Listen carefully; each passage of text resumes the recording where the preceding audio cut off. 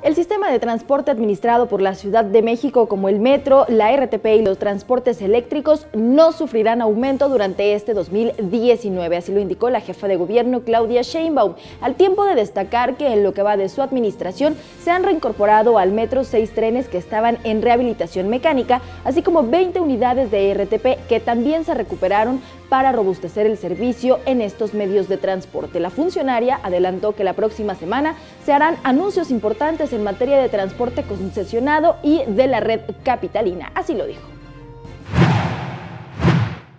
El metro pues es prácticamente el más barato del mundo, se sigue manteniendo una tarifa para ciertas rutas en RTP, transportes eléctricos. Entonces, en términos de monto, pues, y este año no va a haber en el transporte que administra la ciudad ningún incremento, ¿no?